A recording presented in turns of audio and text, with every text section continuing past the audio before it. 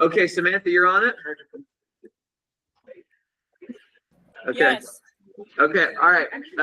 Okay, everyone be real loud for Samantha because she is going to take notes. Okay, everyone say hi to Samantha and Brett and Katie. Say hi. Hi. Okay, hi you all. Okay, go ahead, Mark, nice and loud. I am Mark, voting member at large, Mark Howe. Happy to be. Matt Olding, the running. Scott, search and rescue. Are you getting these so far, Samantha? Are you good? Yes. Okay, you're the best, thank you. It was just Mark and Scott, right? Who did you get, Matt? Matt Olding? Yes. Okay, I got it. Okay, now Joy, nice and loud for Samantha. I'm Joy. I'm outreach and volunteer coordinator for GCAP. Tim Rao at large, voting member. Yeah. Brad Walker, park manager, Utah Raptor. Brad, how's it going? It is finer than frogs here. Is there, did you take care of flooding and sewer stuff and whatever else? Is that all? Okay. That was pretty cool. Yeah. Yeah, I'm glad you're here. Thank you. My first desert storm. Nice. Yeah, a little flash flood there. Carrie Nelson with the Bureau of Land Management. Thanks, Carrie. Hi. Hi, I'm Judy Brower. I'm with SUA. I am in for Kaya. Yeah. Okay, I'm gonna send Kai this message or this video. So everyone say hi to Kaya. We're thinking about them, and it sounds like things are getting much better. But everyone, give your love to Kaya real quick. Yeah. And to Arthur. Oh yeah, fine. Fine, Arthur too. Okay. Thank you for being here. Last name? Can you spell your last name? Brower, Brawer, and it's Judy with an I. Judy, and I was in sixth grade, so I can put No on, E. on it. Oh, nice. Instead of a Y. I love Put the it. heart on it, Samantha. Or flower. Collins Hopper, at large. You do a heart on your eye as well. I'm saying. Yeah, no, it's just a big heart. Okay. Tim Shalom, OS citizen. Emily Lester, maybe active transportation. Yeah. So glad you're here, Emily. Becky, roped activities rep. Yeah, rope that Well, feels- Amen National Park Service here for Sam Hodges, and I don't have any I's in my name, so. I do spell my name N8 sometimes, so. Okay. We'll accept that. Marty Bauer, Western. Oh, sorry. What were you saying, Samantha? Nate what? Ament, A-M-E-N-T. All right, like thank you. Amen with T on the end. Thank you. Okay.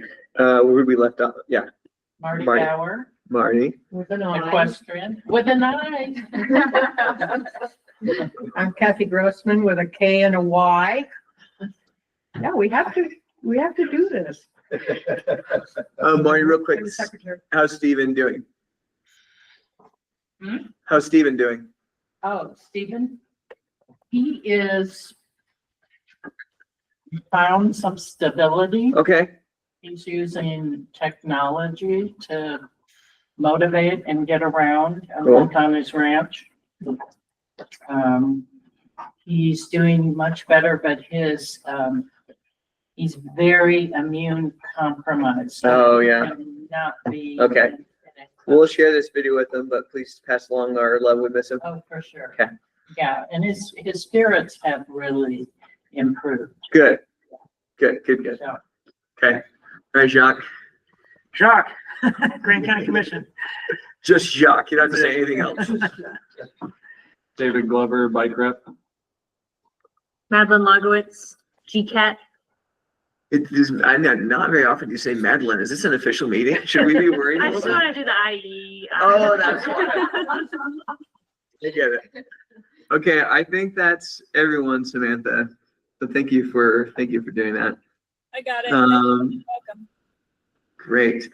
Okay. Approval of minutes. I've sent that out a few times. I'd like to open a motion to approve last meeting's minutes. What was the date of that? It was, wait for it. It was July 8th. July 8th. Make a motion to approve the minutes from the July 8th, 2025. Awesome. Can we have a second? A second. Any seconds? Anyone have it? There was a few changes, but that got emailed back, went ahead and made the changes, so should all be accurate. Okay, everyone good with the minutes? Okay, any opposed? Okay, minutes, last July minutes passed. Thank you for those. Okay, any citizens to be heard? Any folks that want to chat? Okay, then Emily, I want to give you the floor. Chat, tell everyone. Now she couldn't come last time. She was planning on. She was on the agenda, but she was fighting some fires. So thank you for that, by the way. Can you just? I'm going to give you the floor a little bit to introduce yourself. Talk a little bit about yourself, and then why you're interested in the active transportation role that we potentially are going to vote for you on. Nice to meet you all. I'm Emily in town. I'm the Bureau of Land Management paleontologist. I've been here a year and a half and came from Denver before that. As far as active transportation, I do have a car, but I don't use it unless we know towns. So I very much actively transport in Moab either by foot or by bicycle. And I was in Columbia, Missouri for 5 years in school. And while I was there, my partner and friends were part of this organization that was an active transportation organization. And I got super involved in that community and learned all about how to. I looked at it. What was the name of it again? Local motion. Locomotion. Yeah. Yeah. And I hadn't heard of active transportation until then, and then became was doing that all through COVID. And then picked that up in Denver. I was only in Denver for a year, but I was part of another bike focused organization. And then I came here and started to notice things on the streets that I was like, I don't feel safe here, or this could be improved or whatever. And then all of a sudden this opening appeared. It's like, seems like a good fit. It was meant to be. Yes, sir. It was meant to be. And I wanted you to come last time, and I said, just let the fire burn, but you wouldn't for some reason. So good on you. I just got back Saturday from another one. And I was like, please let me get back in time for this meeting. So happy that you're here. Okay, any questions or anything you have for Emily? Seems like a pretty great fit for sure for this spot. Okay. Can I? Yes, Can please. I ask a question? Yeah. I guess I just am interested in what are some of your thoughts and ideas. I'm really excited about this position and Yes. about this opportunity, having come here from Boise, Idaho, and having the mayor's a good friend of mine, and knowing a couple of folks who are in the active transportation community there. I guess I'd love to just know some of your thoughts and ideas. I guess my immediate things are safety improvements. We have obviously a very active set of intersections, and oftentimes I see people put in danger that are just trying to cross or even stand at an intersection. And yeah, that's my immediate thing. And I was taking the survey the other day, and the comment map, I was having a good time looking around on the comment map, and there's a lot of good ideas in there too. So- Does everyone know what she's talking about, that No. with the active map? Has everyone done that? So- Go ahead. So just piggyback off of Emily and the survey that she's talking about, Grand County and the city of Moab are updating their non-motorized trails master plan. So we are looking for input and feedback from both residents and visitors about how folks currently use our trails and like how to get around town, and then also our dirt trails outside of town. This includes all pathways, paved and unpaved, and then how we can look to improve these things as we look forward to the future of trails and connections and where people are really needing, to better understand the wants and needs of our community. So please fill this out. There should be little palm cards. And then I have a ton of extra. So if you guys can take it back to your places of work or share it with your friends, I have lots and lots to share. So anyways, that's my spiel. Back to Emily. I guess my last thing is, we need a connection to Spanish Valley that's usable. Yeah. I think about that every time I bike out there, like, this could be better. And people who commute live out there. It's growing. Yeah. And it's, yeah. Emily, I would add, that the time is right, that this is, like right now, there are a lot of things in play with active transportation and, I think an appreciation for the city and the county that, these are the quality of life and safety enhancements that this community needs at this time, so I thought that. And so it's really exciting that trail mix is good up and we have get all three of that comes into this city. So that's exciting to have. Okay. Any other questions or discussion? Thank you. Really good question. Okay. Well, we'll move into kind of action items. I'd love to be the one to make a motion to have Emily Lessner as Trail Mix's active transportation lead. I don't know what you call it, lead, I guess. I don't know. Rep, active transportation rep. I would like to make a motion for that. I would second that. Okay, on seconds. Any other discussion? Great. All voting members that can vote in approval of Emily Lessner being part of this, being the active transportation rep, please do so. Okay, any opposed? Emily, fast. Hey, come on, Trail Mix, we finally have an active transportation occasion. Let's give it up. It's just taken 3 years. Colin, we got it done, right? Yeah. We're just waiting for the exactly right person. Yes, and it seems like it. Emily, thank you. We're really excited. Yeah, I'm excited too. And obviously it's all on you to have everything be safe and perfect now. Okay, just so you know. It's, I'll quit my job and. okay. Wait, no, we need you to help with trails too. So maybe you can just do a little bit of both. Great. The other action item, and there's a few discussion items. So I've sent out now a few times the bylaws. And I think it sounds like last meeting, everyone was okay with it, but I wanted to give a little bit of time and explain some of the changes on the bylaws that I've sent out.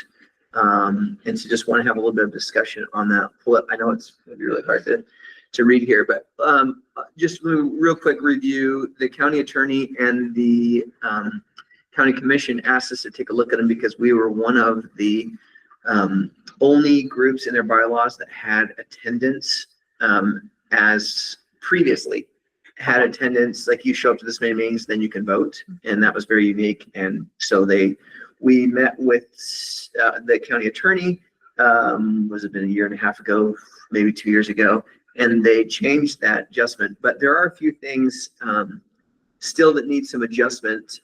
One that, so the regular membership, we took that away, but still we have for our citizens at large, what are we calling you guys? Sorry. Whatever you are. Voting member. Voting member at large. Okay. The members at large still had that as part of their requirements, that they had to attend a certain number of meetings. So it was removing that. And then it also, we have, so in order to have a quorum and a voting quorum, it's based off of the number of voting members that we have.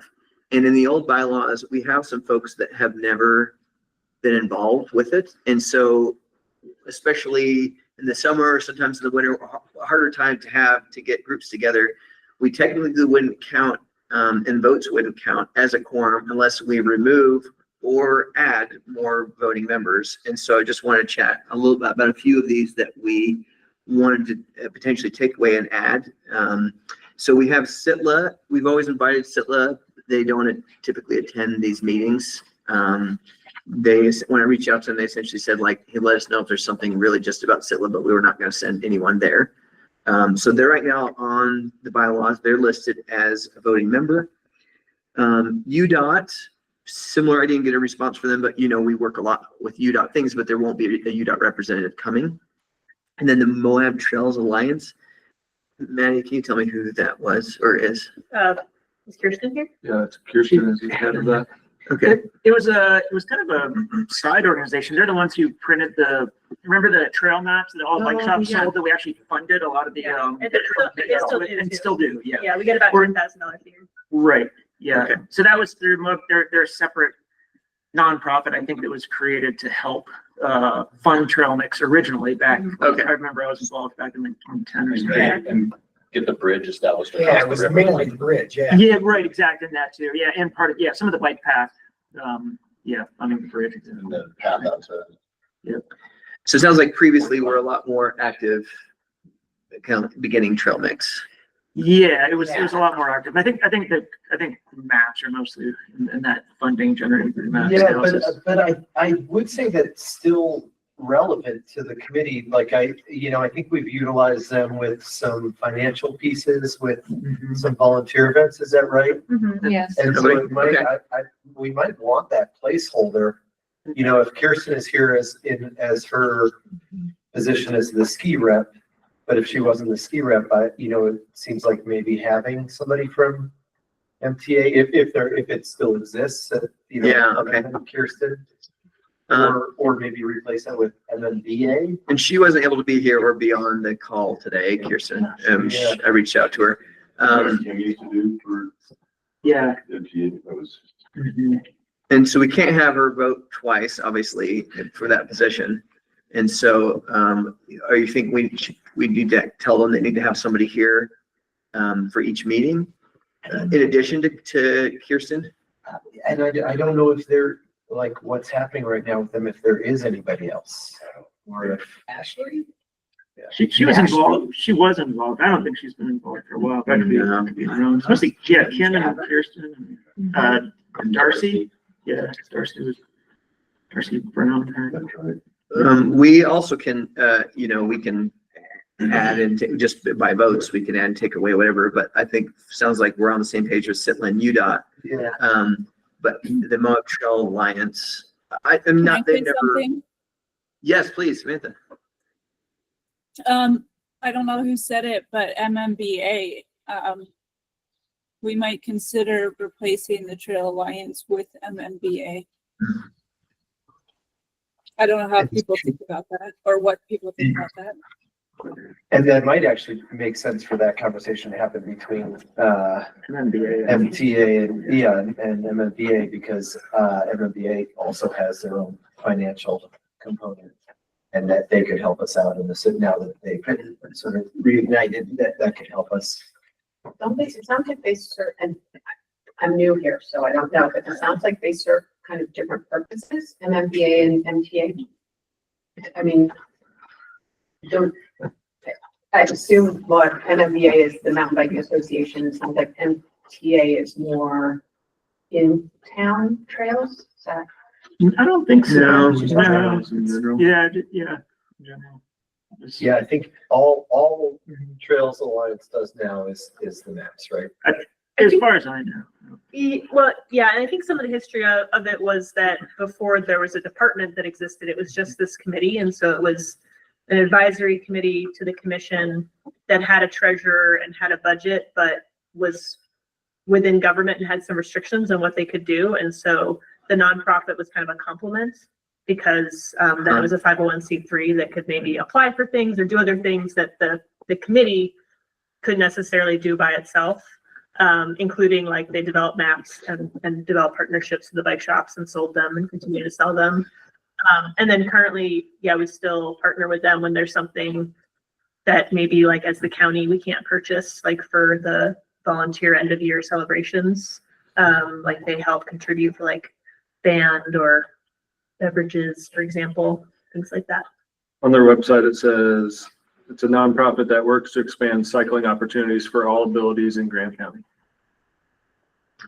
Well, maybe we could just have a little caveat with this voting for the bylaw changes, to where we just, have a hold on that one until we figure out exactly what it is. Between the MTA, MMBA, great idea, Samantha. And we haven't chatted with them about that, so that could be a possibility. And then so we would take away Sitlin UDOT, and then obviously have some discussion with MTA and then MMBA, but then also add search and rescue as a voting member, as they have a lot, they should have a stake in this because they are on all of our trails, and they, having Scott's input and other search and rescue input on like, hey, we can't get into that area, or this has been really, really valuable for us. So we would be adding search and rescue as a voting member. Any discussion about that other than the potential MTA and MMBA? Okay. One typo, Yeah, oh, yeah. whom was corrected to who, and I think it should be whom. Oh, okay. There it is. You're right. Okay. We'll fix that. Brendan, do we want to, in this meeting, have the final suggestion to send off? Yeah, I think so, because otherwise we're waiting until next month. Yeah. And we could, and the county has really encouraged us to get this done last month. It would need to be in by the end of the day today. Okay. Could it even just say MTA/MMBA? Yeah, we definitely could do that. If there's a topic that's relevant to one or the other, they could have somebody here that could. Actually, probably the materials have to be in by the end of the day tomorrow. I can put a placeholder on the agenda. Okay. Yeah. Whoops. Yeah. Okay, and we'll have to clean this up and get it out to him, Garrett. So we're adding search and rescue. We've changed here on the bylaws, climbing and canyoning to roped activities. That seems much more suitable for our bylaws. And then the other parts taking out parts that are specific about attendance, that they have to attend to vote. Samantha, is there anything else I'm missing that we adjusted with help with the county attorney? Samantha, are you still there? I think you might be on mute. There we go. No, not that I remember. I'm pulling them up now. I didn't have them up there. But yeah, I think that those were the two big things. Okay. Okay, great. Brendan, is there still, if someone just, is elected and then they just never show up again, is there a way to? There is, yeah. So one of the pieces is that we as a group, based off of whatever we decide, people not showing up for meetings or whatever, decide that we need to relieve someone from that position and call someone else, we can do that in the bylaws. Good question, Manny. Wasn't there like a number of meetings out of Yeah, like 3 out of 6 or? Yeah, we got rid of that because again, that they really frowned on the attendance for voting. So what it is we still have an attendance requirement for voting members, but they wanted us to get rid of the attendance qualifier to become a voting member. Yeah, so it still says, hey, come to the meetings. But there's no number to it. So what is required to become a voting member now? The group voting you in. Oh, that's it. Uh-huh. Okay. Yeah, group voting you in. There is or isn't a number for once you are a voting member? There's not, they made us take out the qualifier. Once you are a voting member, you have to be at 3, you can't miss more than 2 meetings in a row and 3 in a year, I think. Still trying to find it. Yeah, let's clarify that because I think we put in here, or it was clarified with Steven Stocks, that they could send a rep. If they're not able to be here, they could send a representative. Correct. Yeah. Correct. Okay. For some reason, I thought that they had taken out. Is there a limit on how many voting members you can have? We could conjure up and add however many voting members we want. The problem is the more we add, we have to have a majority of those core members here. So, and that's why we're removing people like Sitla and UDOT, because we need these folks here to vote on it. I think the requirement is that we have more than half of the voting members. Per the Utah Open and Public Meetings Act, you have to have 50% for a quorum. So yeah, more than 50%. Yeah. These are really good questions. I think like 6.7 guys on our test. And I also, I will just say, happy if folks want to take a little bit more time with this, I'm happy to just tell the county like, hey, we still need to agree on some things and we can scoot this to September's meeting. We've sent it out now. We've had it out for a little over 2 months since we worked on this, but obviously like the MMBA is a question mark, and the Trail Alliance is a question mark. And to give folks a chance, we can scoot it or we could vote on it. I'd love to hear what all your thoughts are on it. I want to make sure everyone's comfortable with these things. Did Kirsten comment on that? She did. She was asking why we were removing folks. And so we responded to her as to why, and that we had to meet the certain requirements. And then she said, great, there was no issues after that. Yeah. I have a question. This may be stepping outside my park service. I'm going to tell Carrie, is Carrie here? We want anyone with long sleeves, sun shirts that have government official, So I live in Castle Valley, and I can't read the time writing up there, but I'm curious if there's any representation from town Castle Valley in this group, or if there has been in the past. Anyone here from Castle Valley? Yeah. I've had a couple of citizens like reach out, like just requesting support for more mountain bike access in Castle Valley, but yeah, I can't say that there is. We'd love to have somebody if there's a trail or any outdoor organization. It'd be great to have them if they could come to meetings. Cool. Yeah, that's great to know for future reference. I couldn't read and see if it's up there, but yeah, I think there are some issues that I'm aware of that maybe would be well represented here. So that'd be great. Yeah. And it'd be good to hear some of those too in this meeting. So that's excellent point. All right. Any other discussion? And then I'm gonna form that question again to you all because I want to get a consensus before we move forward. We don't have any more at-large positions available, do we? We've filled all the at-large positions, which is really great. I was just curious because we have an awesome volunteer who lives in Castle Valley, who's very active. So Awesome. I'll invite him to these meetings anyways, but. Yeah, and any folks are welcome, and any public is welcome to join these meetings. And then when a position comes available, because they always do, people move, people rotate, then we can really easily, we get to know that person, we can slot them into that voting position. So that'd be excellent. Food for thought. I went scrolling up a little bit back to the stakeholders. So one thing that does strike me about this section is that without the one nonprofit in there, it's kind of all like government entities. Oh, good point. And so, I mean, MTA has such like a long history with the organization that like made sense that they were a part of the inception. I do wonder now that I think Trailmix is kind of broadened its scope and trying to like balance all these other groups, if it makes sense to have like one nonprofit that's cycling specific in kind of a category where everything else is neutral, knowing that we now have, kind of updated representatives and then also the at-large positions. I don't know if it matters, but just kind of throwing that out.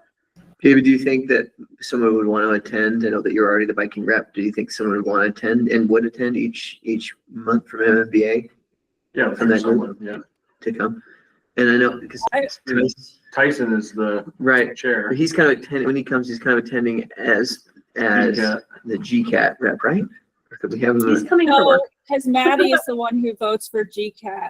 I would agree with Maddie that it might come off as unfair if we have one user group represented alongside all of the land managers and government positions.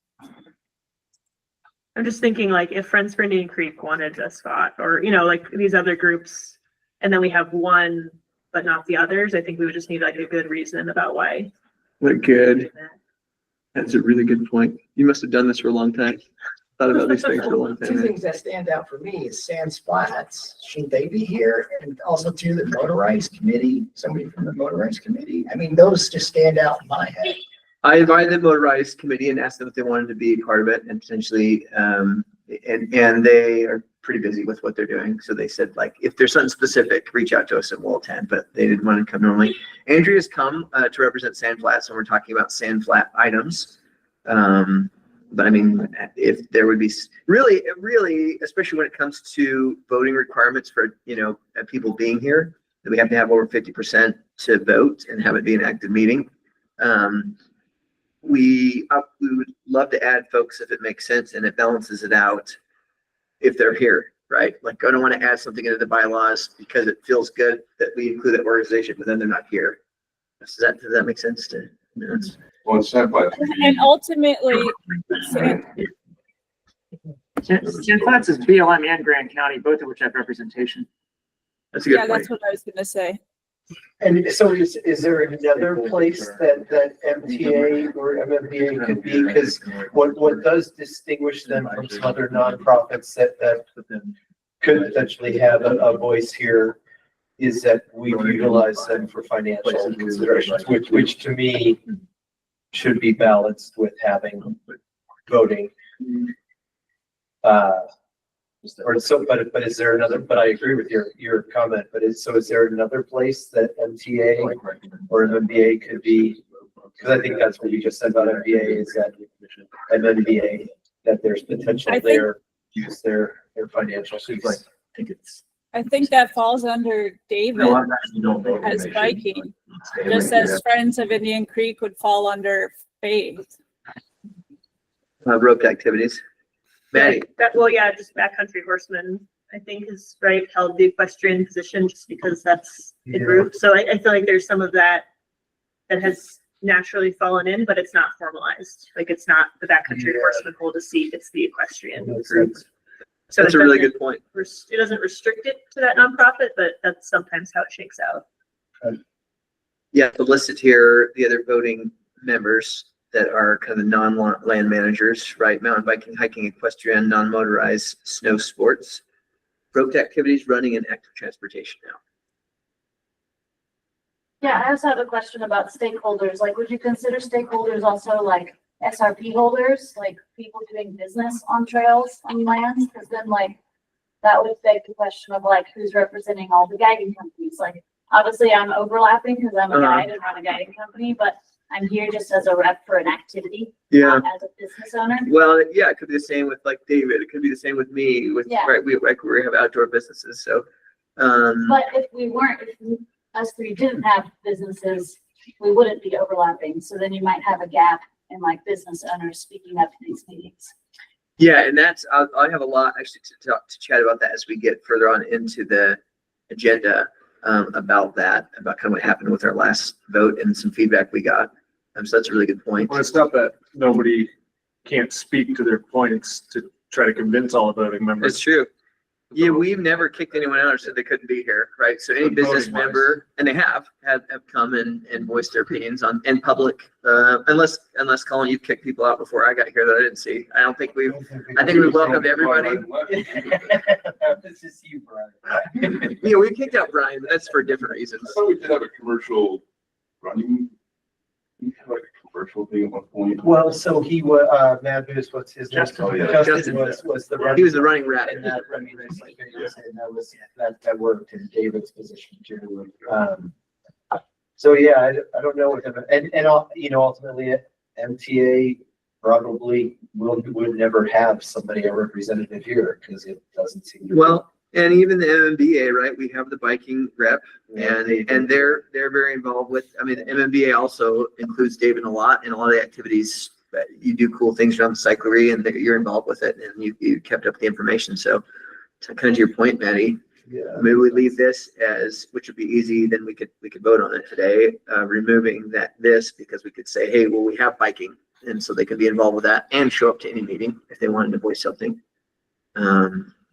What's your thoughts? I mean, we can always have another discussion, add them back in, right? Or add a absolutely entity like that back in. Yep. I'd agree with Maddie. I think removing them right now for the sake of this vote is probably reasonable. Yeah, I don't come around. I've always opposition, but I agree with that. Yeah. Okay. Any other thoughts?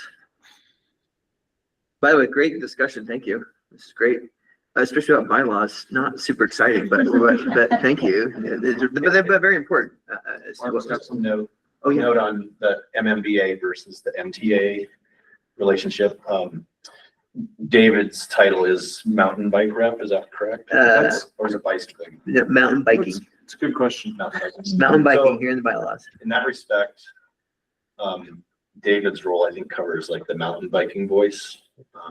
I think Moab Trails Alliance is kind of a broader cycling entity as opposed to Moab Mountain Bike Association is a chapter of the International Mountain Bike Association. So it's a regional chapter of IMBA.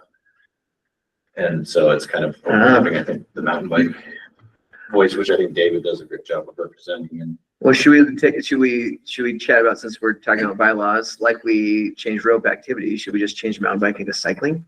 And then they could communicate to David. That makes sense to me, yeah. I think so. Changed running, just trail running, just. to That run. would encompass road bikers and gravel bikers as well, Right, that aren't yeah. necessarily active transport.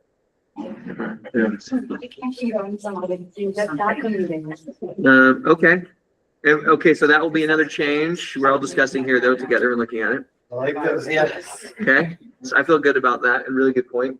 yeah, MTA has a history of, bike paths and trails. It's not necessarily just, a specific bicycle subcategory. I can dig it. Okay.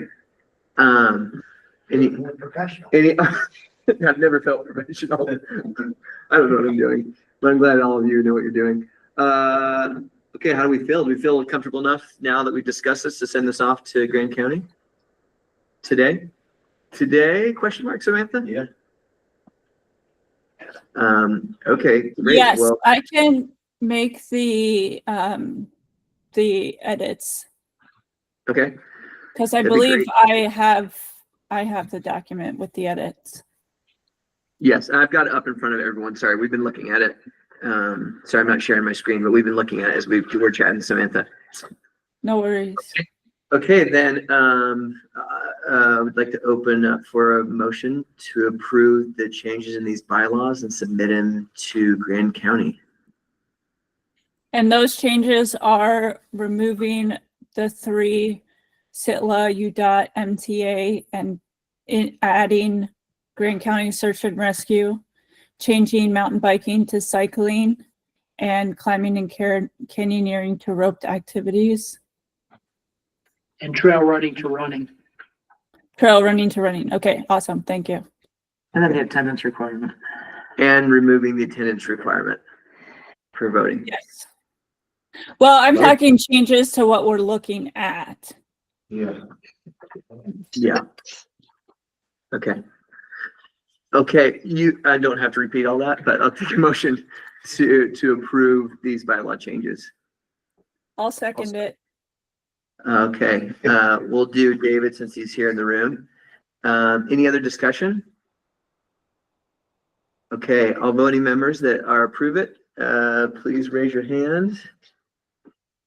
Samantha, oh, Brett, thank you. And Jonathan, thank you. And Samantha, look, they all raise their hands. You guys are so good.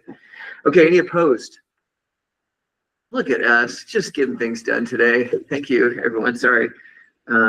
Great. Okay, Samantha, I'll get with you after so that we can get these to Jacques today. So we can get that submitted. Is that okay, Jacques? Yeah, I can, and I think we can submit it tomorrow, the document. I'll just make sure. I think we get can- I'll get it. I'm gonna knock them out right now as we talk. I knew it. I knew she would. Okay. Yeah, that'd be fantastic. Thank you, I'm gonna call Samantha. you Slamantha. Samantha? Slam it down. Oh, okay. Okay, great. Okay, so next piece on the discussion item. So, and David, I'll include you as much as you feel comfortable including, but we essentially were approached by some business owners who rent e-bikes, use e-bikes, that we as Trail Mix weren't very inclusive, and that we didn't include them in our discussions and our decision-making, and felt like we didn't represent them.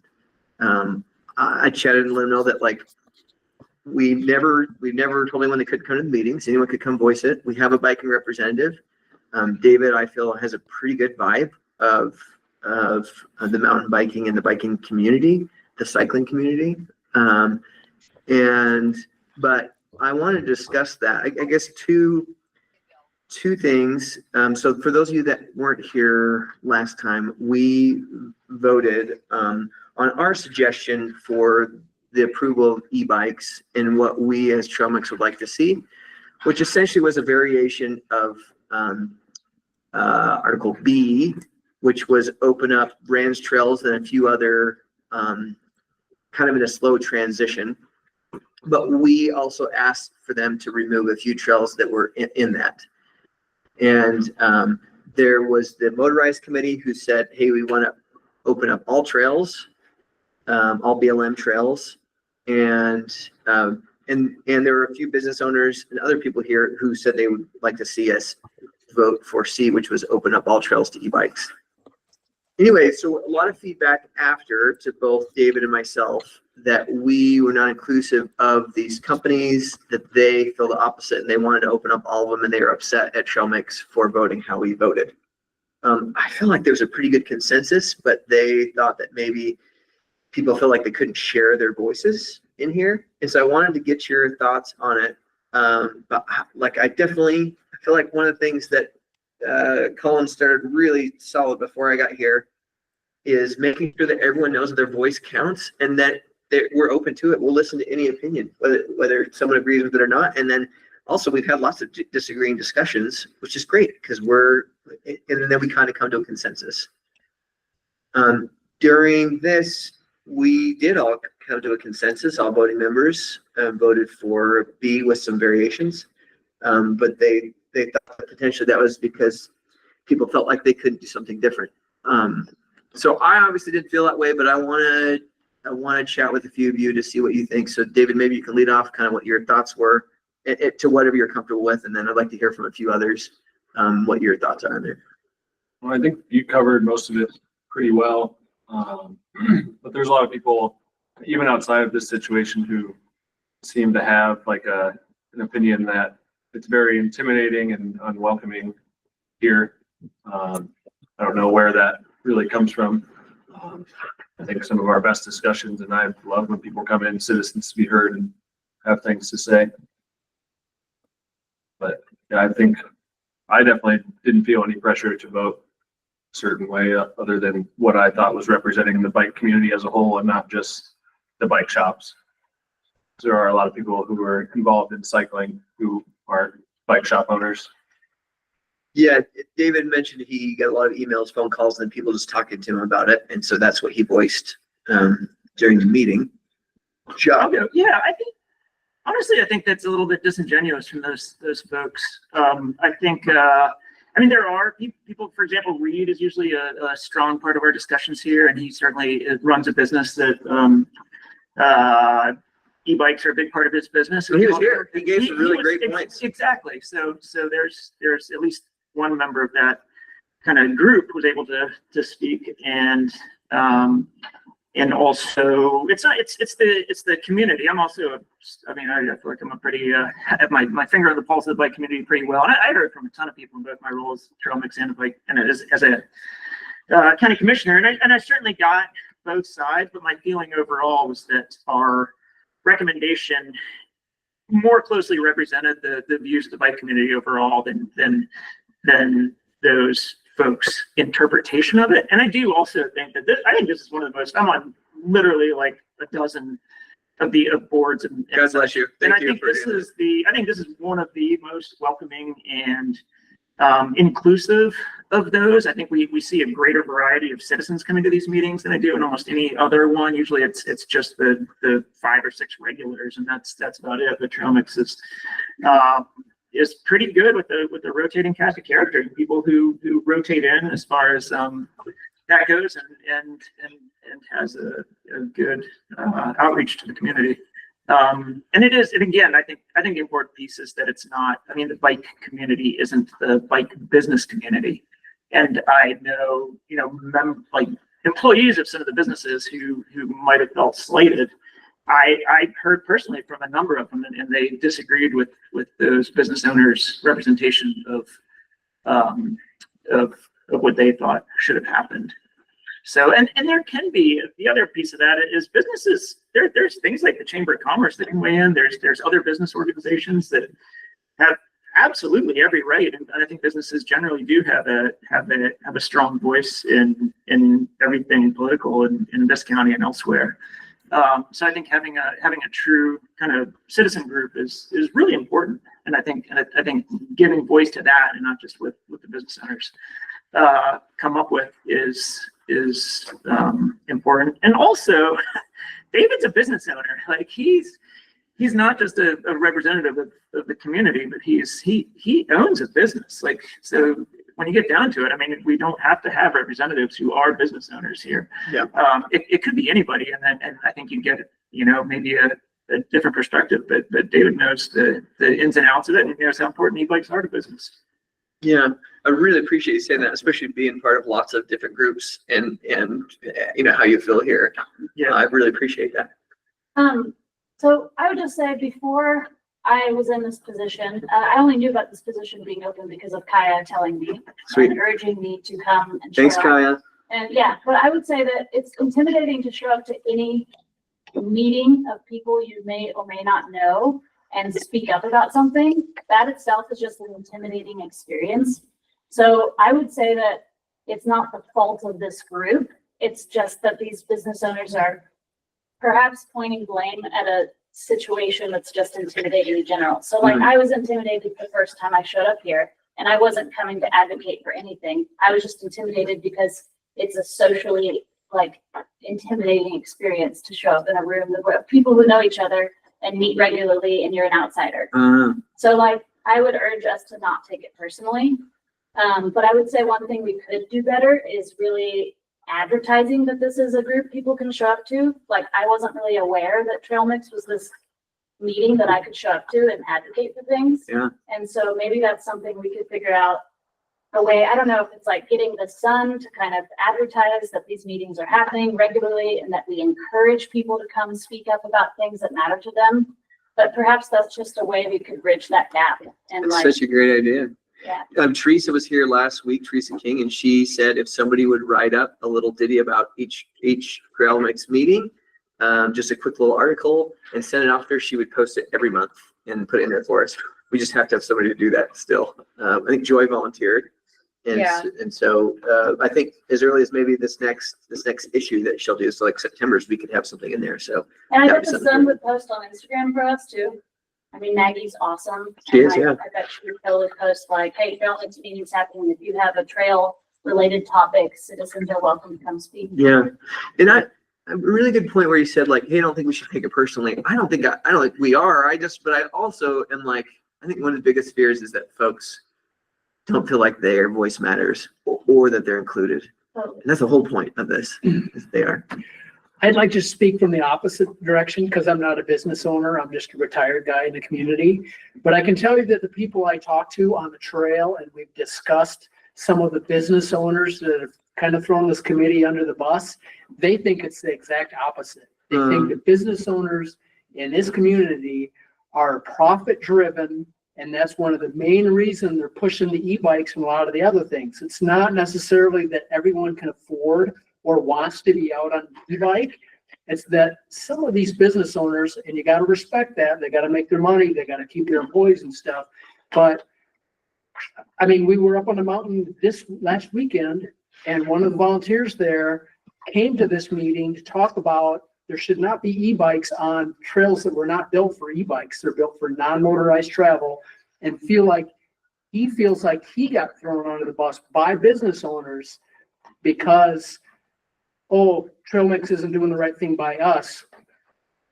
In my honest opinion, this county shouldn't be here. This group, these trails shouldn't be here for the business owners.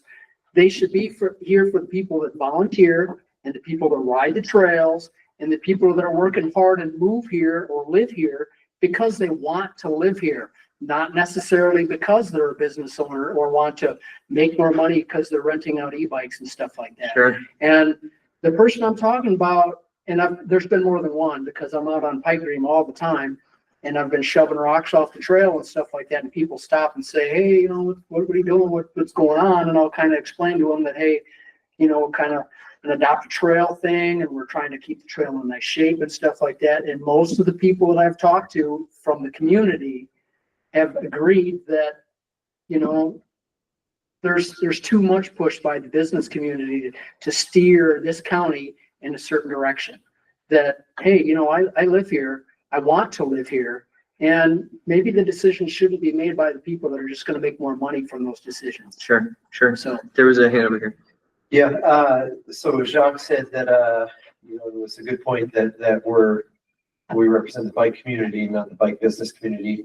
But I would expand on that and say that, you know, for context, we represent all non-motorized communities. And so when we voted, we weren't just voting on whether this was good for the bike community. We're voting on, you know, what has now been years of discussion about this, where we're hearing from the equestrian community about, you know, new machines that are able to, you know, with the same noise level, come up faster on their large animals. We're hearing from the hiking community that now is looking both directions, uphill and downhill, because people can be coming uphill really fast. You know, there was so much more information than just, this is good for business or whatever else that really informed our discussions and our decisions. And it was literally years of discussions. And you're right, you know, there were people like Reed who, you know, they were wonderful about showing up. Yeah. And when those opportunities were there, they knew that they needed to come be a voice for something that they believed to be important to this community. Yeah. And, yeah, and then to Faith's point, there is a great opportunity too. And, you know, I think that probably a lot of the reps are sort of wondering how they can, you know, be more engaged, or what they can be doing more of for this committee, and how to really fill that role as the rep for their respective communities. And that's one thing. And I, you know, David, to single him out, David has been, he's really raised the bar on that, of like reaching out to his community on social medias and asking for input on topics. But like now that you're in these positions, like to go out to business owners, to go out to the community, to really, because it's, I mean, that's something that I've learned in my very short time at the city, that people don't have the time to be engaged in the process, don't have the time, you know, or just it's inconvenient for them.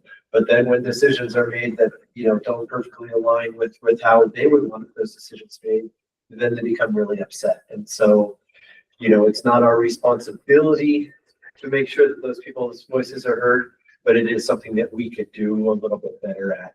Yeah. And then also I would just say, if people don't agree, come and tell us that you don't agree. Come to these meetings, and like we definitely welcome that. Scott, I think, or Matt. Yeah, I'm just gonna, you know, for my history of living here, when this first started, I want to say 2010, I was pretty much involved. But I backed away because it was all mountain biking. And I was like, you gotta include the motorized, you gotta include the trail runners. It just can't be, you know, the trails are used for everything. So I think the bad rap is, and the concept is definitely changed. I mean, from 2010 when it started to where it is now. And it's just like, that's why I'm here. It's just like, wow, okay. It's really changing for, I feel like, the good, because it's including all the users versus just the one. Oh, that's great to hear. So yeah, to me, I feel like hopefully in the future, it's going to be even more about the other user groups, just besides the one user stuff. So I think a lot of people have that impression that, oh, this is a mountain biking club and that's it, and so forth. So yeah, and that's why I'm here now. I love it. And Matt, that might be another great opportunity with the Sun or with Teresa, with somebody to get that message out more. And you know, we have talked about it, and I think it was, the decision was made that maybe it seemed like too much work, but I had this dream of like the reps taking a month and Matt, you know, for June, you writing about what's happening in the running community from Trail Mix, you know, and like what events are coming up and whatever, and you know, and really being the voice for the running community, and yeah, people engaging that community in our process. Yeah. That's great to hear, but thank you. That's good. That's good. Really good feedback, especially coming in as one of the newer reps. That's great. It's an old ring. Thank you. Well, that you're back again. Yeah. No, I think that's really great. There's another hand. Scott had something. Oh, Scott. I'm a little intimidated to ask this, but Oh, bring it. what's the difference between a mountain biking trail, one that is designed for Class 1 e-bikes? Is there some, I don't know the difference myself. You know, I don't either, yeah. Answer.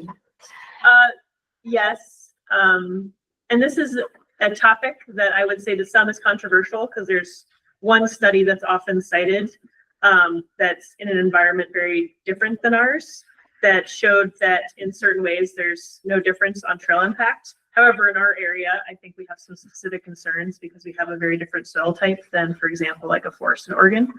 But yeah, e-bikes, I mean, they have pedal assist, so they have better capability uphill, of course, with some change user patterns.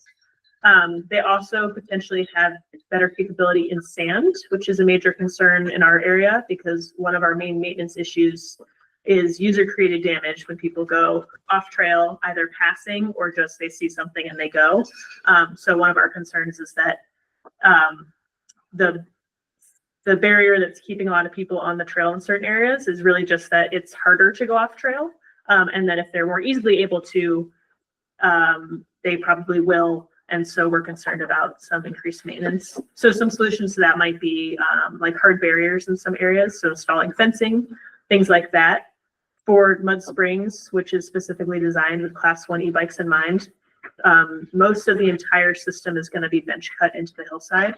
So really like looking at eliminating those areas where people could go off trail if it's flat. And so making it so there's a steep hillside above you and a steep hillside below you. And so people are just going to be staying on the trail. So those are kind of the main things. Right now, we don't have a lot of directional trails compared to a lot of communities. And so thinking about, for example, I think it was last year, 2 years ago, we started to get some, complaints of people riding up Falcon Flow. Well, most people want to go down it. So we had a situation where like 90% of people were going down and a few people were going up. And so if, Class 1 e-bikes are on that trail, you would probably see more people going up because it would be easier. So there might need to be things in place like designating things one way so that there's not conflicts. So those are just like the, nothing unsurmountable, but just thinking about like what infrastructure needs or like designations would be needed if user patterns are changing. Is that a concise? No, I feel less intimidated. I never thought about how it's cut into the hillside like that. And the first thing I think of is, one, if e-bikes can go faster and cause people to get hurt more.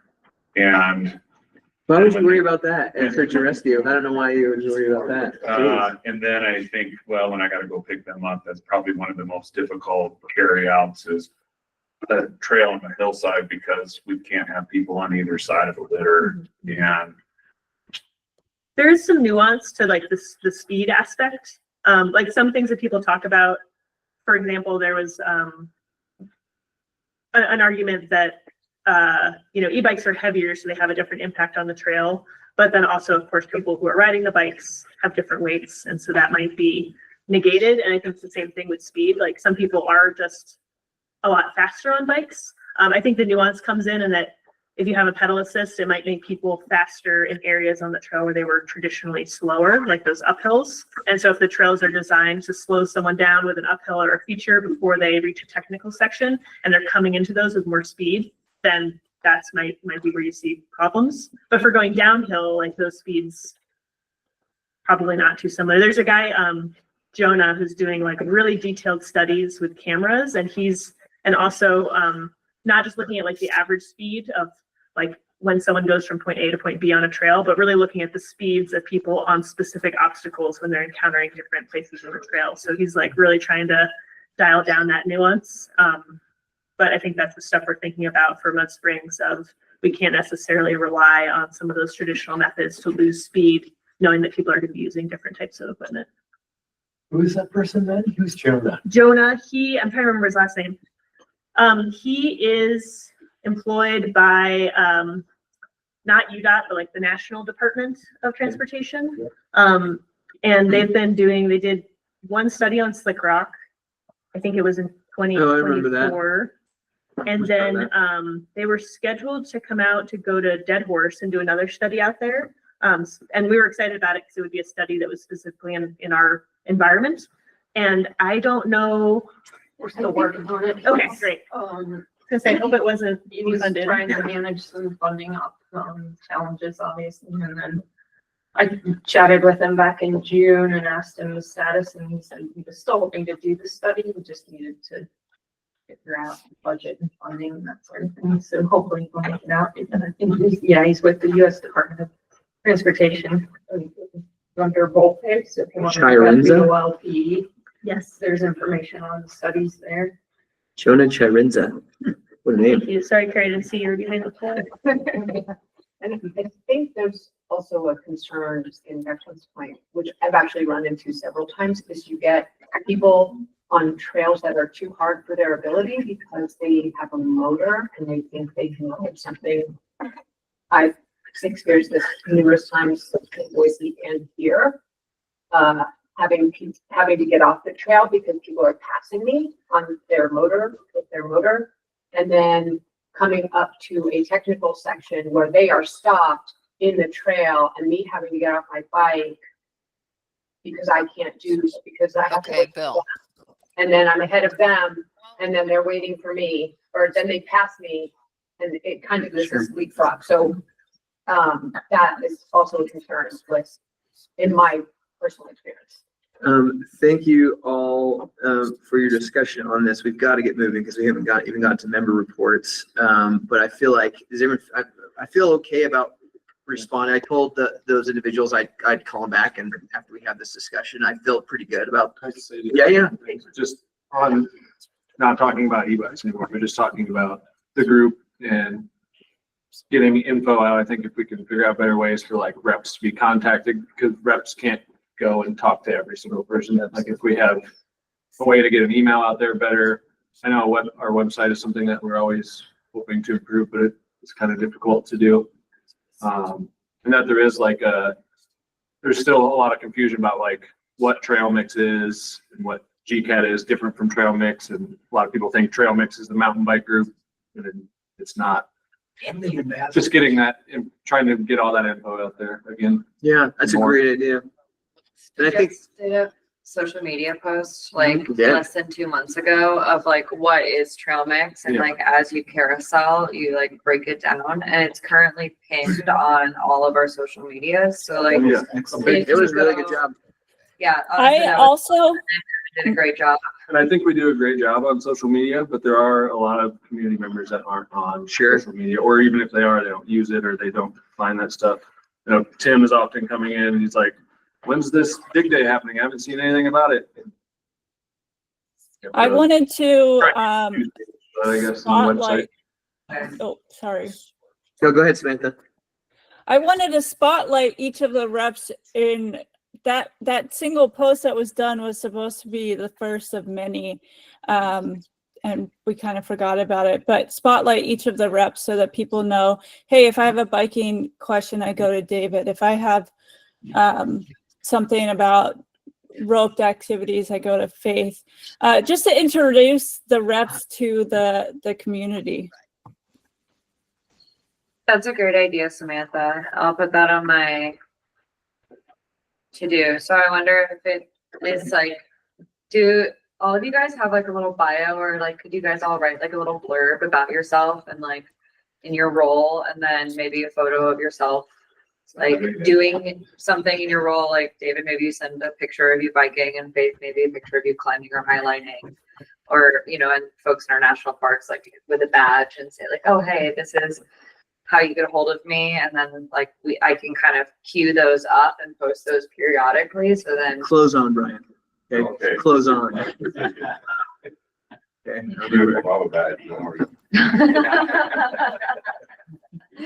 I would like to, if you guys are okay with it, just because I know we've got to get through member reports. Samantha, you and I, when we chat after, let's add this topic that we're talking about to September's discussion items, because I feel like we could make some really good progress what's exactly what you're saying. But in the meantime, yeah, reps, please, and maybe you can just email them. Yeah. Say, hey, send me something. Yeah. And we'll get it to you. I just put it on my 2025 to do, Love it. or August 2025 to do. Thank you all for your feedback. It is important. That's why we're here. So thank you. You're awesome.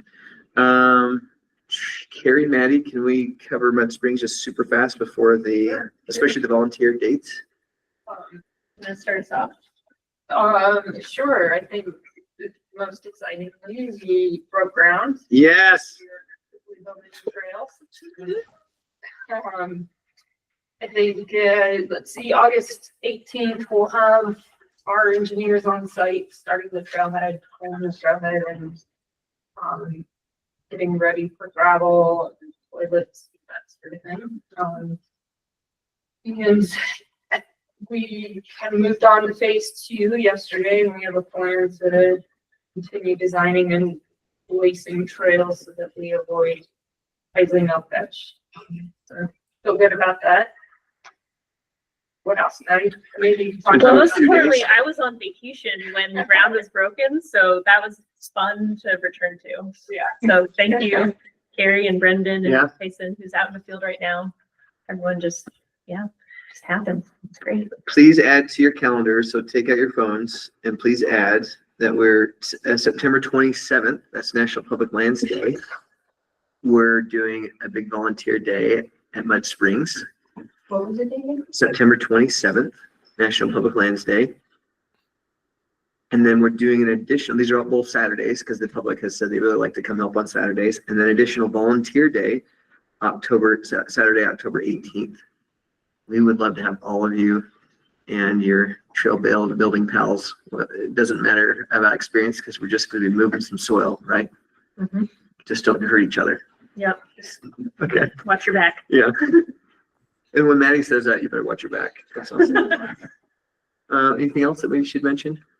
Yeah, just I guess an update on phase 1, phase 2. So phase 1 is the project that we just kicked off. Phase 2 is the one that that's been in the works for a long time. The NEPA and environmental process is a bit more complicated than phase 1. It's turning out. So, Phase 1 was super hard. What do you mean it was so hard? So Oh my gosh. seems like we have kind of an update on our timeline. So I think what we're expecting is this season, we're really hoping to get some of like the core loops completed in phase 1. It will be closed in the winter for wildlife, and then also it will be muddy out there. So spring, it'll open up in all its glory. April 15th is when it opens. That next fall, we're gonna complete the, there's some more advanced trails that are kind of within those systems. So we'll be finishing those up fall of next year. And then hopefully if everything's on track, the fall afterwards is when we'd start phase 2. So that seems to be a realistic timeline given kind of some checkpoints that we have to adhere to with the NEPA. We're hoping to have a draft EA. Of course, this is very tentative, right? For the draft EA at the end of the spring next year, with the goal of finishing it by August, just so that we can start contracting and hopefully have someone out of a company out building phase 2 in the fall of 2027. Okay. Is phase 1 even next year's work completely funded? It is, yeah. Is phase 2? Yeah. And 2. So even before the EA? Yeah, we used the ORI grant, the Outdoor Recreation Initiative. They have so many acronyms, I'm getting them all mixed up in my head. But they actually do fund the NEPA. So we were able to, for this spring, we started a botanical survey and we're actually able to hire a consultant to help do that. So it wasn't all on the BLM. Yeah, it's really great. I think, and Maddie was saying, just obviously, you can encourage people not to go out and use trails while they're being constructed, but also from end of November to April 15th each year, they'll be closed for wildlife. Not spread the word. It's closed December 1st, April 14th or something. Yeah. Are you gonna, I assume have signs? Or can you physically close Yeah, we're working on barrier type things for the coastal trails during this. I'll just go camp out there. I'll take care of it. One more thing about volunteer opportunities. So we have that National Public Lands Day event in September and that October 18th event in October. Those are the 2 Saturdays that we've set aside because we know like families and kids, especially the NICA teams, like that Saturdays or Sundays are when they can come. Our crew, we try to adhere them to a Monday through Thursday work week, just, prevent burnout.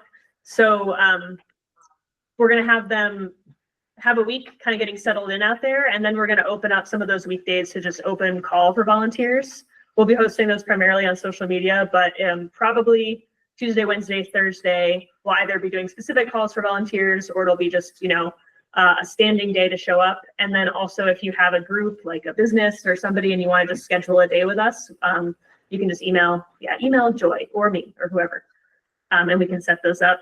And then, the type of trail work, sorry for the watch your back, like it's, we're going to be bench cutting. So it's going to be pretty physical, but also I think very fun. It's a good workout. So maybe if you have friends at like a gym, we could get a partnership with a gym going. CrossFit. We get all those CrossFitters with some shovels and some, the great. I just have one last thing to piggyback on all of this with Mud Springs.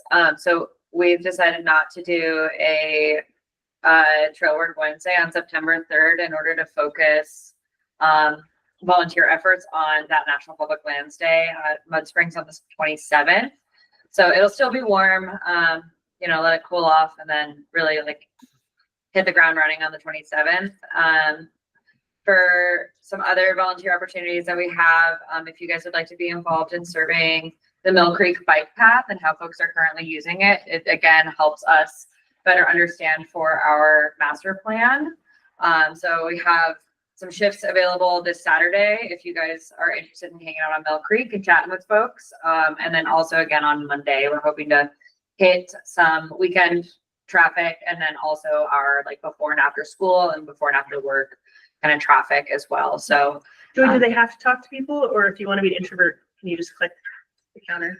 talking to people is preferred, but if you're an introvert, like that's totally fine and you can just click and count. But it's to better understand where people are going, how often they use the trails. I understand like we're getting this with the surveys, but to really like get people on the trail and chat with folks, it's really helpful. And then we've got volunteer trail ambassador training happening in September again. And then also if you're interested in adopting a trail, we have all of those happening in the first week of September. So I'll send all of these dates and whatnot. That way you guys all have it in writing and not just like me spewing at you in a meeting, but there's a lot of opportunities to get involved. So please do. Okay, so with the time left, we've got about kind of 2 to 3-ish minutes for each member report. If you can kind of keep an eye on that as you go through. We're going to move on to member reports. Maddie. 3 minutes, you say. Evan and Tyson are out, so yeah, let's see if you can do it in 3 minutes. All right. First order of business, I want to say thank you to MMDA and Western Spirit. They had a big collaborative weekend volunteer event. I was actually sick, so I didn't go to any of it, but I heard there was 18 people out there. I was also sick. Oh. Yeah. Before I got. Okay, yeah, and it was Saturday and Sunday, so there's people coming both days, and then a lot of folks camping out. So I heard it was great. Thank you, everyone who attended. The trail crew is up in the mountains this summer. Last week they were working on Clark and Moonlight. This week they're out at Medicine Lake working in that area.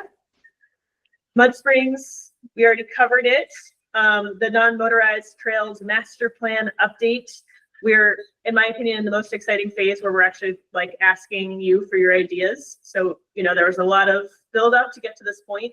So we've had a few focus groups and workshops. We have currently a survey, moabtrailplan.com. If you go to that, I'll take you to the survey and then also the interactive map that was mentioned earlier. So you can go, you can click on the map.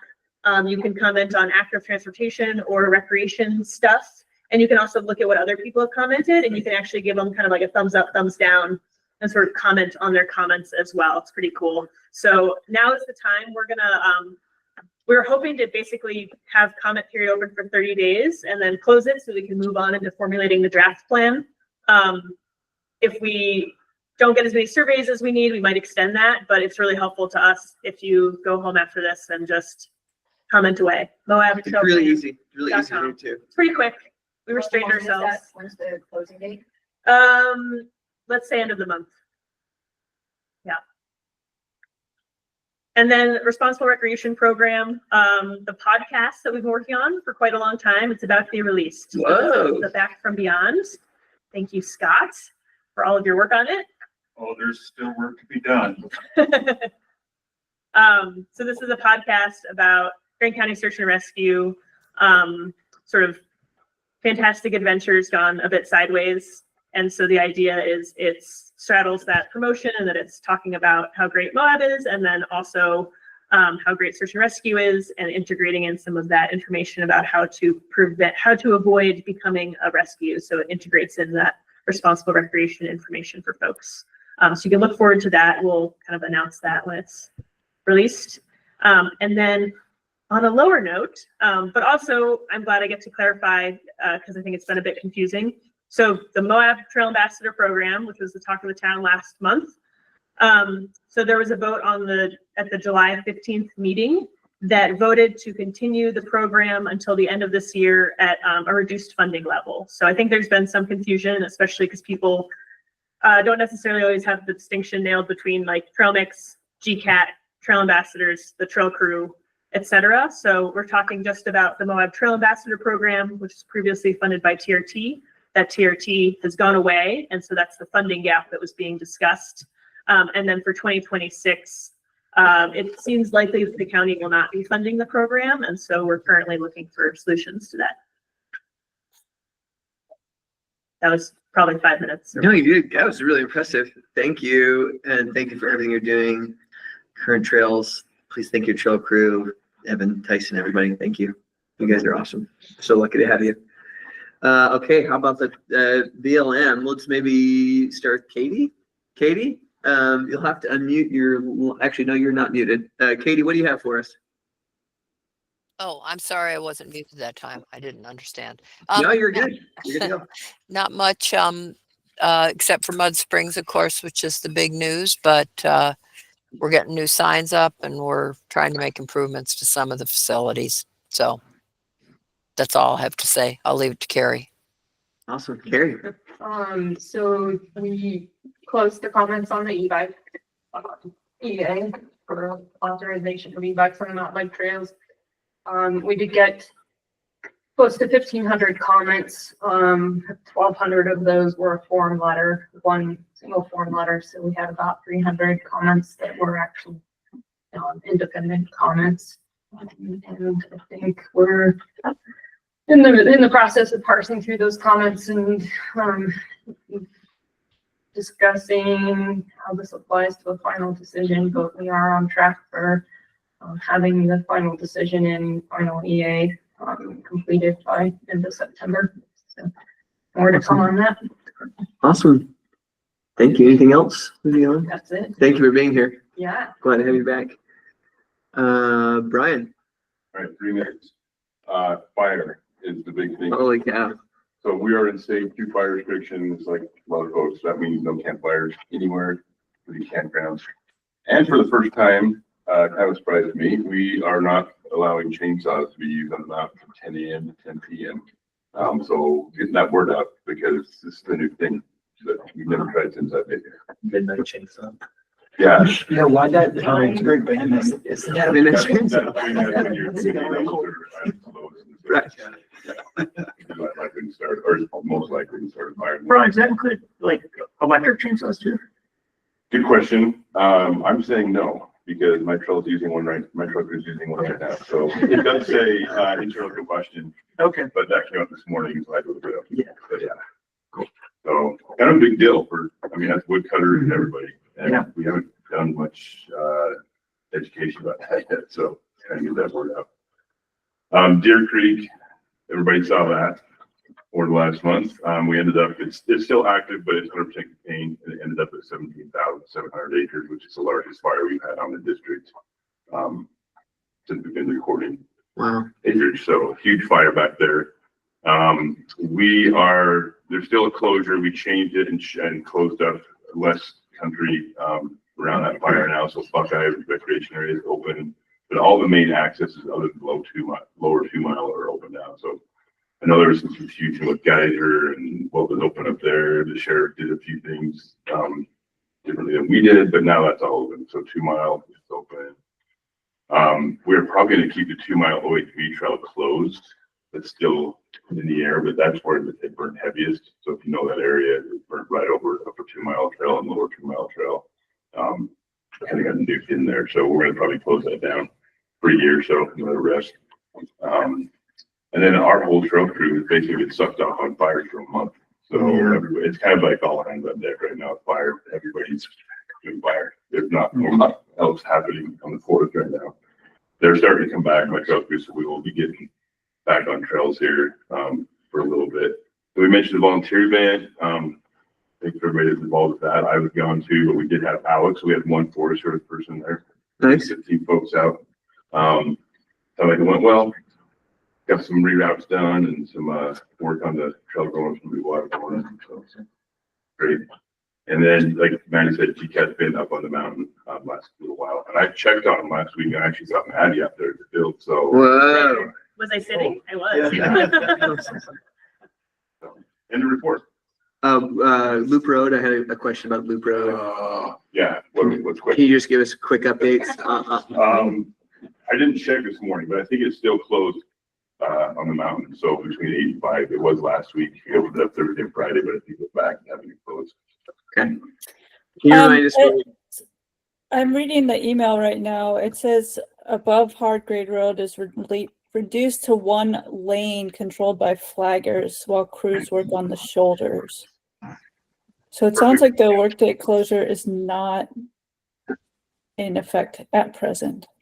Okay, there you go. There's the update. There you go. And it's awesome. I rode it the other day and Yeah. that descent on a road bike is pretty fantastic. Pretty smooth. Clever. I have my usual question about Took Springs exit trail. If there's plans to get it done this year maybe, or? We worked on it with state crew and our crew for a week and then they all got caught on fire. So I made this, the truck crew keeps asking me for this, their schedule for a month at a time. And I made this really cool color coordinated schedule for July. It lasted 1 day. Got lit on fire. So we'll see. I'm gonna get back on the schedule, but I'm doubting it's gonna get done this year. That being sucked up on fire for months at a time. Yeah, we can help organize any volunteer days to help punch it through. Yeah. Awesome. Okay.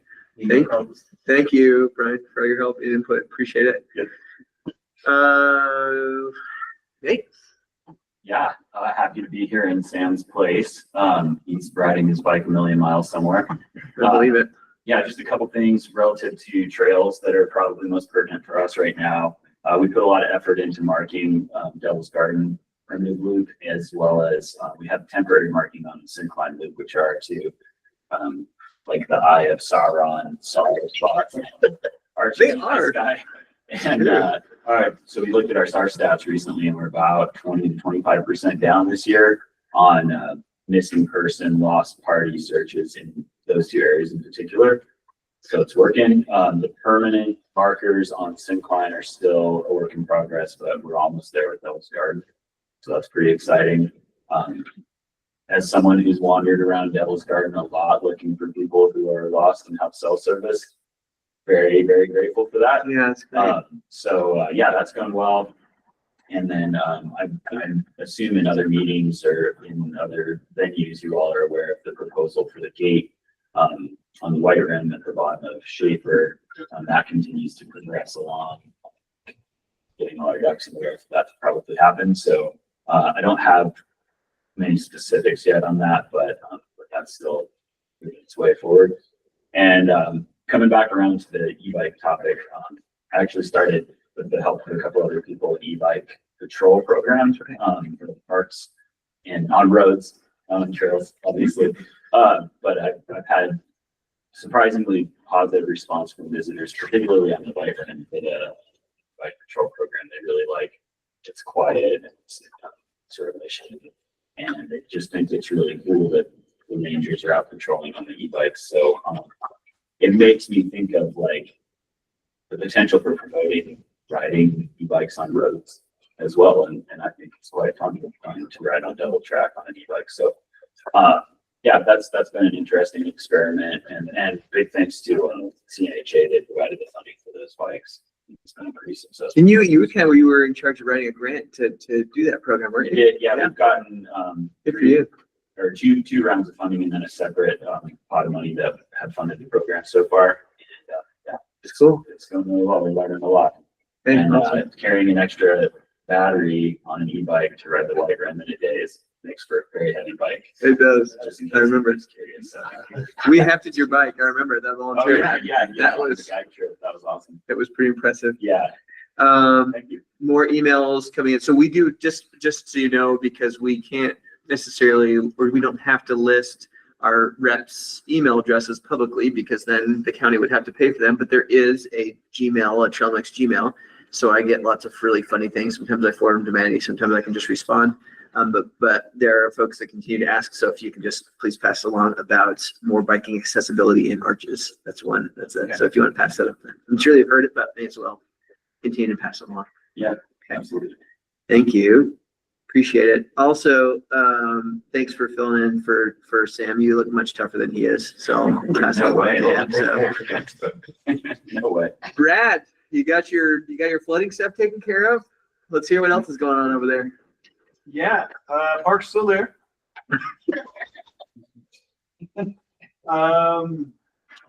Yeah, so I ended up being gone almost like the whole month of July unexpectedly. And that was weird being in the park profession. I've never been gone that long in July, but having moved to Moab, that was like the perfect time. I went to Maine and upstate New York, so I was glad the heat was still here when I got back. I think I was gonna miss it. So truthfully, we are still, we're phase 2 of getting all of our fossils and artifacts in for the visitor center. So we'll be ramping that back up in the fall. So what's in there now is not everything that's going to be in there. We have started interpretive programs, which has been pretty fantastic. That was the goal that I had when we started here. Kind of hilarious, like we did a pre-hike to like just so our interpreter could get her chops down, and we actually found a dinosaur bone. Wow. And I say we, like I would be able to pick out a dinosaur bone that's not a head of something, right? Ended up being like a metatarsal to like a sauropod, and so hopefully we'll get it. I think we're going to get it back. And Wow. I don't even know what that meant. Emily, maybe you can help us with that. it's the smallest foot bone in your foot, except this is like this big. It's Wow. ridiculous. Cool. I wouldn't have known. Like I grew up in the Midwest, so I could find mushrooms. And so we started holding those, and that's been a lot of fun. We are going to do a person meteor shower, stargazing event tonight. Cool. The great citizens in Moab, and UFOP, they raised a lot of money for us. And so the actual Utah Raptor that we have, UFOP funded that through the donations. And then there's a professional video being made that we should have soon for Utah Raptor that kind of tells the history of the Utah Raptor and how it became what it is. But there was some funding left over, and we bought what I consider to be the coolest telescope I've ever put my eyes on. Wow. We just got it, and none of us know how to, well, Zoe knows how to use it. So we're going to do a practice run tonight to learn how to use it, and then we'll start doing dark sky stuff. We're in the process of becoming dark sky certified. Ben and I, who I think you met at the last, so he's good people. We are learning the trail. So we've been for like the last 3 Tuesdays, riding, working with the Red Rocks 4-wheeler folks, and like they know our Sovereign Trail system really well. So we've just been piggybacking off of them so we can finish up the grant for the signing.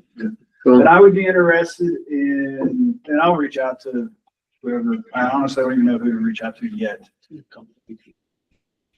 Like the signage that's used out here in the high desert is a sun, you know, I was in Indiana and Alaska. It is different here. It was like the sun's like about right here. Yeah. All the time. And so like most of the signage we buy is from UCI. Is there something different?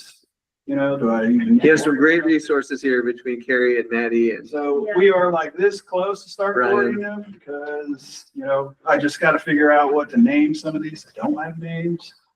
Is it A or B? But I'll reach out when I Okay, get to that. yeah. I think we and the BLM, we mostly order from the same place, which is actually from, they're in the Midwest, so. Nice. Question, I've seen lots of the, kind of like blinking light signs, on both the freeway and 191, just telling everybody that it's there. Is the visitation not to expectations of what you're hoping it would be, or it's just extra like space to advertise you all? So I think those got put in place in lieu of when the actual signs are going to. Okay. So adding and this is my very limited understanding, I got put on an email thread that had been going on for like a year and a half of like how that signage is going to be developed. And my limited understanding is when Utah Raptor got added to that sign, it's too many words on one sign. Like all of the parks that you can get off of one exit. And so I think they might have to break it up. And so that also generated the highway signs. Interesting. And so they're partially up, like, you know, 191, Uh-huh. you are now seeing it, but like on the interstate, it's It is. just flashing. That's cool. Fred, thanks for being here. Yeah. We're really excited And that, side note, this group is great. I've been in these in 3 different states now. Like, yes, it's intimidating. You're 100% right. It's intimidating to come to this. Ben and Megan both said the same thing. Like, man, these guys are great. Oh. They really are. Like, it's glad to be. thank you. Awesome. Thank you, Brad. Jacques. Sorry, I had a report call I needed to take, but I just caught the very end of Maddie's competition. I think did you mention you were talking about the Trail Festival? Yeah, it was a very brief update just about the approval of reduced funding to the end of the year, Yes, and then right. next year, a likely lack of funding. Yeah, I was gonna say something similar. I think, yeah, I'm kind of reading the writing. I'm glad that we're able to fund him a little bit this year. I wish we could have done considerably more. But yeah, reading the writing on the wall, I think it's unfortunately likely that the program might leave the county. So at this next commission meeting, I'm going to sponsor a discussion item just to kind of get it out in the open and just see where everybody's at and get some final clarity on where we're going to go with that. So pay attention, tune in, and comment if you want to. For sure. But yeah, and just to put it out, everyone knows, I think I'm very supportive of this and helped start the program. And I think it's great. I think it's essential. I think it belongs in the county. And for many reasons. But yeah, that should be a discussion. So you'll get to hear other points of view and potentially weigh in for yourselves if you care to. Please do. Everybody, please do. Yeah. Anything else? I think that's it. Yeah. Are you wearing a Utah Raptors state I am. hat? Yeah. I got Whoa, this at the grand opening. Representing. Have you right here. Also, I'm not sure if you heard Brad say, but Midnight Chainsaw, that is a good band name. That's happening. So, or a horror movie. Anyway. Patrick, what do you got for us? Yeah, I apologize for being late. Glad you're here. I had another meeting. And it didn't have anything to do with the bike helmet, the other meeting. So I met with Alta this morning about a wayfinding signage plan for the city. So sort of piggybacking off of the master plan that you guys are doing. It's likely that the city will fund that. And this pertains primarily to the Mill Creek Parkway, some of the arteries around that. We do want to tie it into the larger trail system, you know, outside of Moab, out to RM and different things like that. So that's in the works. I don't know what it's going to look like yet. It's going to be contingent on what the funding level is. But that's exciting. And then including more like a map too. Yeah, exactly. So there'd be like likely 3 to 5 iterations, like different sign types, and one of which would be a map of the entire route. And they would all probably include some aspect of that. And then kind of, yeah, and different things and some directional signage. And it'll, look really uniform and be kind of branded with the city and maybe sort of tied in with your guys' plan. So a lot of discussions there. Yeah, hopefully there are a lot of confusion, especially with visitors, in terms of how they're getting around and navigating the parkway. And the only other thing would be, worked with GCAT Katie on getting a trail counter being installed at basically the Robin Groff Park intersection, kind of where that forks and goes 3 different directions. So excited to start collecting data there on the use. Cool. Patty wanted me to ask you about the All Wheels Park. Oh, yeah.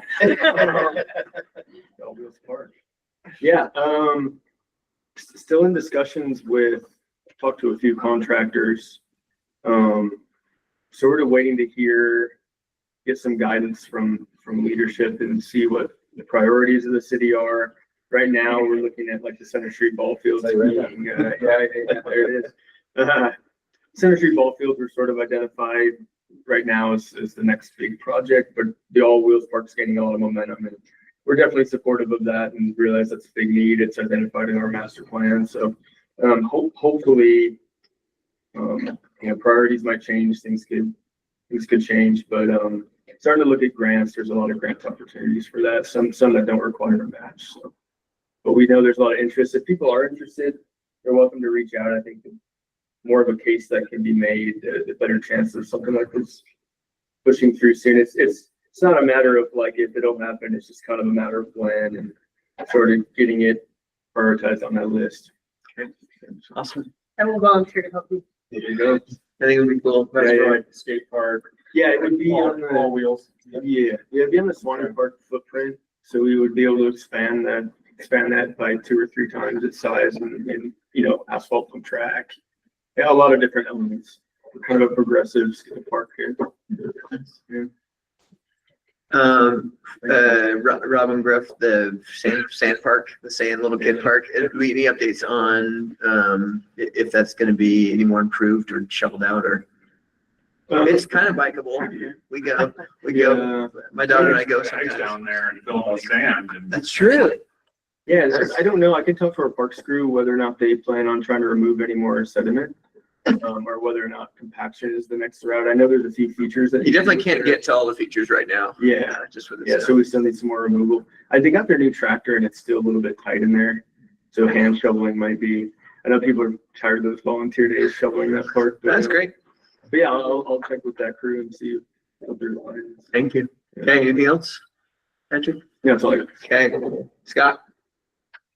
Well, if tourism is down, then percentages are up for call, because we're on track to do more calls than we did last year. So for this time, and for August 12th, we're up from last year. We're not quite as high as 2015 and 16, where we had some of our biggest numbers because we were doing more calls to the park.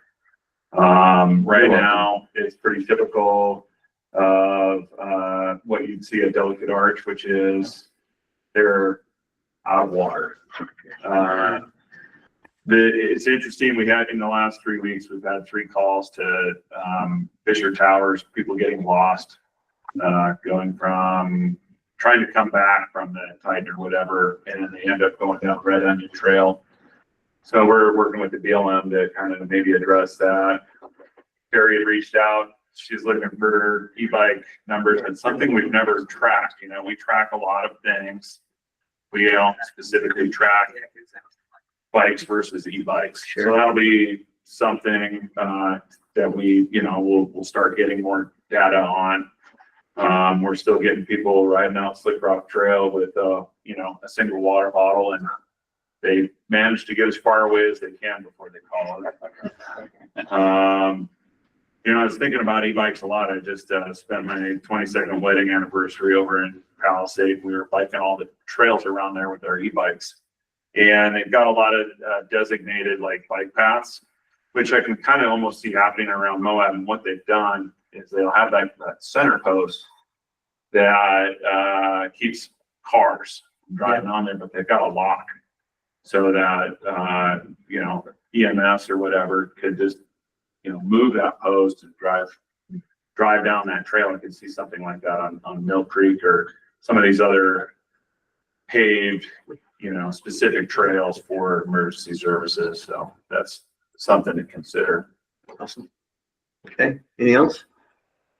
Not really. Glad to have you as a voting member, right? What's the I don't have to vote though, right? No, you have to. We're gonna make you. You don't have a choice. We'll make you.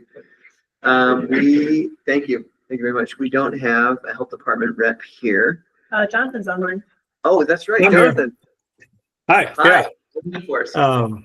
Yeah, quick update. I think I mentioned last time we soft launch a Report a Poo Survey 123 app. So far, yeah, we got a few people using it, getting some good pictures in. So love to see more. So I'll get that information to you guys, to you, and maybe you can send it out to the group. And then when you guys are out there, yeah, we'd love you to mark that pin and take a picture and tell us what you saw. Report a poo. Okay, yeah, you gotta send us the app or whatever we're doing under, and we'll send it out to everybody. Yep, will do. What That else, is all. Jonathan? Okay. That's it. Thanks for being online. We're missing your face here, but I'm glad you're online. Yeah. Appreciate it. Yeah. You've heard enough from me. I'll just say thanks to all of you. Many of you are here on your own dime, your own time, because you care about trails, and the rest of you care about it because that's what you're doing for a job. So just huge thank you to all of you. Thank you. Samantha. Greetings from the city of brotherly love. Otherwise, I got nothing. Okay. Thanks for the greeting. Kathy. I wanted to give a shout out to all the people who write grants. I have a master's in technical writing, and my worst class was grant writing. The hardest and my worst grade. And I just wanted to say, I hear so many people talking about grants this, grants that. Be sure to appreciate the grant writers and your staff who write grants, because I thought it was the hardest writing I ever did. Here you go, Maddie. Right. Shout out. Thanks. Shout out. I accept cookies. We have to. Thank you, Kathy. Appreciate you. David. I don't have anything to report other than our discussion earlier. Yeah. Thank you, by the way, for taking the heat and also the good stuff from everybody. You really do especially now that we're changing to cycling, you represent a big group, and you've done an awesome job. Thank you. Thank you. Also, I took my daughter, you guys know, Cyclery has really sweet shoes and Vans. Took my daughter to get new shoes, and she picked me out some too, so pretty good. And just so you know, all Trail Mix gets a discount at the Cyclery and some other cool places too. So thank you, David. That was awesome. Faith. I was gone last month, so I missed the meeting and didn't do a lot of work as a rep. But I came back and I finished my survey to send out to the climbing community in Moab to get some input on what trails they would like to see worked on, what issues they have with trails that exist. Lots of room for just comments. And then I sent that to Katie and Brett, perhaps someone else in that email thread. Don't recall off the top of my head. None of them have given me any feedback yet, but I just wanted them to take a look at it and make sure I didn't miss anything. But I utilized Katie's notes from my draft survey. So hopefully I can get that out in the next week or two, and get some feedback from the climbing community. Thank you. Yeah. They view very similar to David, have done an awesome job reaching out to your crew. I was biking and I ran into someone in the climbing group that came to volunteer the first time when we got rained out, and just said they're like, we're excited for the next one. So that was really cool. So Oh yeah, I guess, did we have meetings since that volunteer day? I don't recall, because it got moved. we have. Okay, Uh-huh. so then I Yeah. that It went was- well. Yeah, it went great. It went well. Second one. Really great turnout from the climbing community. It was Like, awesome. really big stoke. It was Yeah. great. They know I'll guilt trip them hard. Gotta go. Gotta go. All right. Question crew. Yeah, I was just thinking, probably for a couple of centuries, equestrians have been probably some of the original users, even creators of trails in the Great Western US. So we're appreciative of being included Yeah. as a rep here. Really nothing to report. We're up to date on projects, but, Stephen sent out a notice that there's an opportunity for, volunteers to get involved in, it's called, Hack It Out Utah, and it's through the Utah State University. And an organization or a group can sign up for, it's through the month of September. You basically pick a watershed or a trail that you want to work on and clean up. So we have a chapter meeting this next week, so we'll see if our group wants to identify a place and get involved. Awesome. Thank you so much. And we're glad you're part of our crew too. Yeah. So you would identify a spot and then you would open it up to all of us? Yeah. Awesome. Yeah. It's an opportunity. Yeah. I also just want to see Colin on a horse. I would like to see that too. I don't. Terrified of You ride your dog. Okay. Thank you. Let's see, hiking group. So you're representing, or you're filling in for Kaya. Do you have? didn't realize that I was supposed to say something. No, it's fine. Just if she didn't say anything, obviously we know she's very busy. Please just send her love, and we're so glad things are going a little bit better. They did find a place to. They did. I sent her a note a few days ago and just said we're pulling for her and whatever we can do for her. Want, I know like SUA is putting together donations to DoorDash. So that is working really well for them. So if anyone would like to send them a, whatever gift card or something, I can plug it the mailing address, or I'm sure you can do it digitally, but DoorDash is working really well. That's cool. They had a GoFundMe out online that I was able to find pretty easily, and that sounds like that's gone really well for them too. So great. Please pass along our love. Glad you're here. Okay, Matt.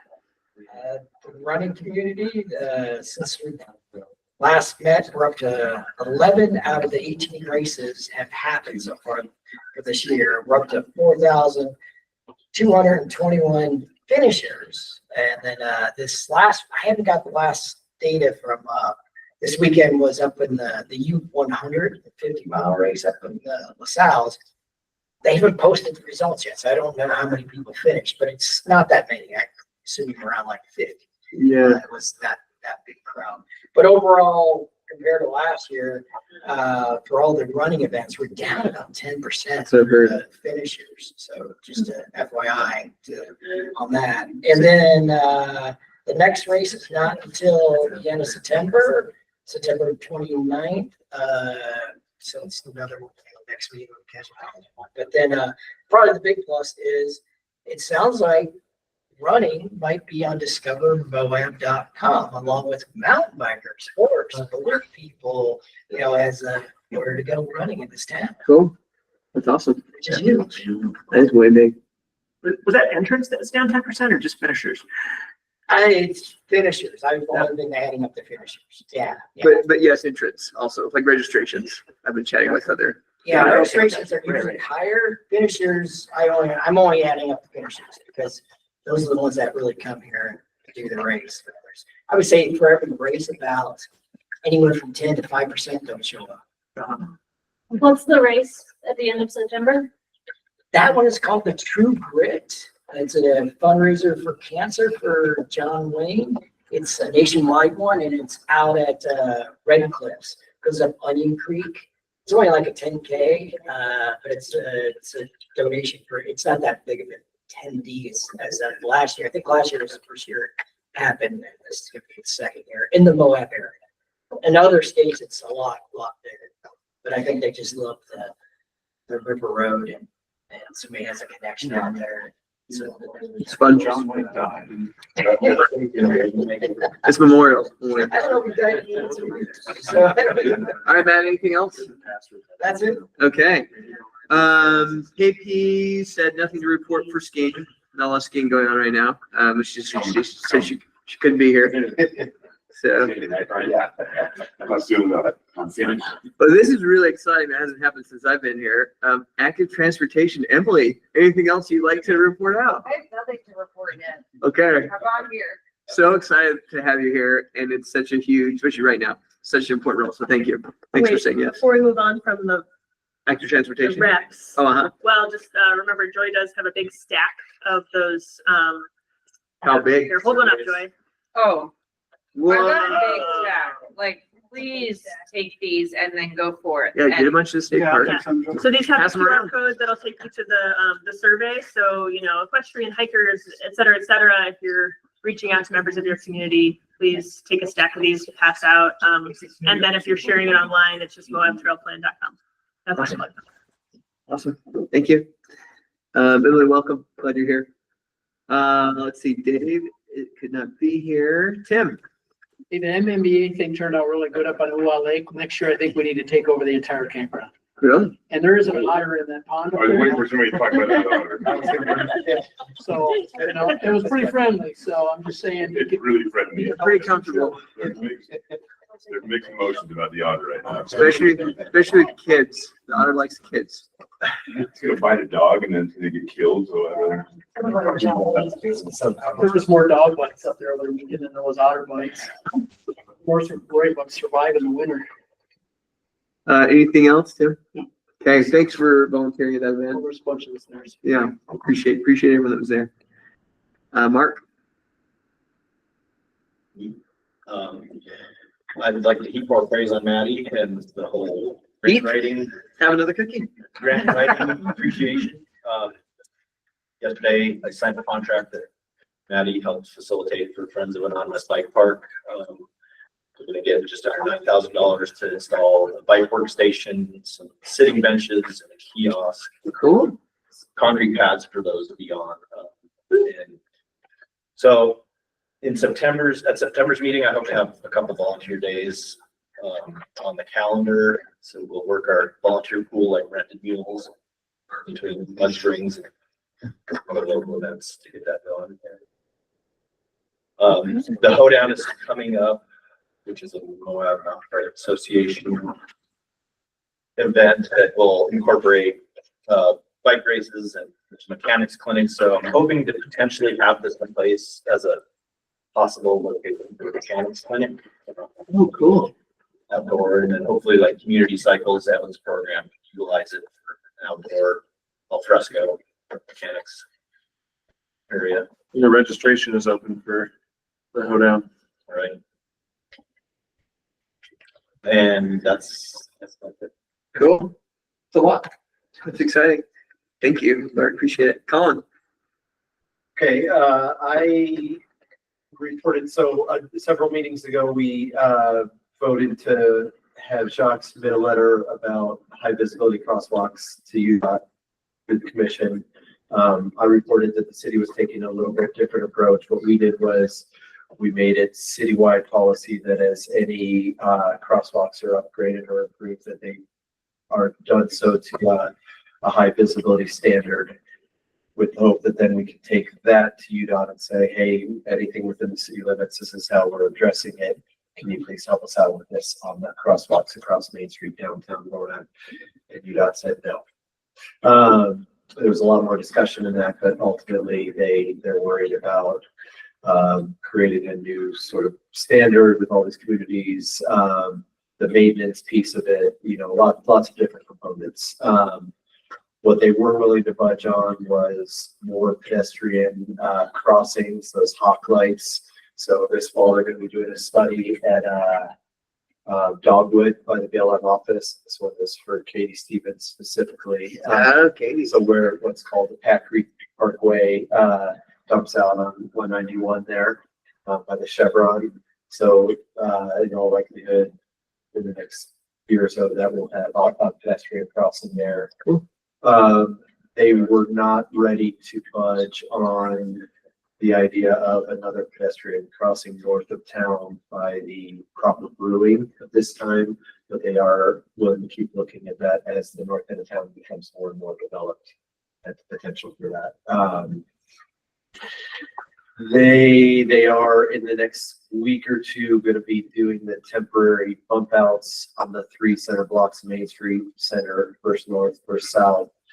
So that is going to be a pedestrian safety enhancement. There's a little bit of a win. So UDOT is working with us, they're changing, but they still, they're operating the same way they always have, and it's very, very auto-centric. And so all these small victories are definitely significant. Again, I was up with the MMBA thing. It's not just an otter. There's a house cat up there. And it's a wonderful petting zoo up there. It's really great. Trying to provide. As if it wasn't a camel. So, and then I think I did get eyes last week on the Trans LaSalle, the mythical, yep, pretty special.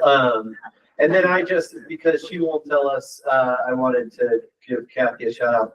So I don't know if you know this, but every morning she's adopted a section of the Mill Creek Parkway, just on her own. She doesn't advertise, she doesn't tell anybody about it, but she's there every morning cleaning it and picking up trash and just making it beautiful. This is one spot of Give her a cookie. Yeah. So, yeah, pretty amazing. And then also Faith won't tell us, but Faith also just won a really wonderful award as the Southern Utah Female Entrepreneur of the Year. Is that right? No way. Yeah. Way to go, Faith. So, what an amazing group of people we have here. These people are so passionate, and that's what, when I kept coming back with that whole e-bike discussion, it sometimes it feels really personal when somebody attacks this committee because we all know just what an incredible group of people are sitting around this table and how much we're doing for this community, both in this committee and on our own. So thanks everybody for being here. It's great. Thanks, Cole. Appreciate you. Brett. Yeah, so I've been on crutches since the 1st of June, and so not really in touch with the recreational community. But so not much to report. I did want to say to Faith that that document, the survey you have doesn't appear to be published through the Google Docs. Yeah, I didn't publish it until you all had a look at it. Well, we can't look at it. Oh, you can't look at it. Huh, good to know. I will fix that. Here. Cool. Otherwise, that's it. Anything else? Okay. Well, keep healing up. We're missing your face. Guess what? It's 102, and I think we did it. So way to go, everybody. High five the person next to you. On both sides. You got done? Meeting adjourned at 102. Thank you very much. Oh, please take a banana on your way out, please. And a cookie. Thank you all. You're awesome. Thank you, everybody online. Sorry, I was trying to catch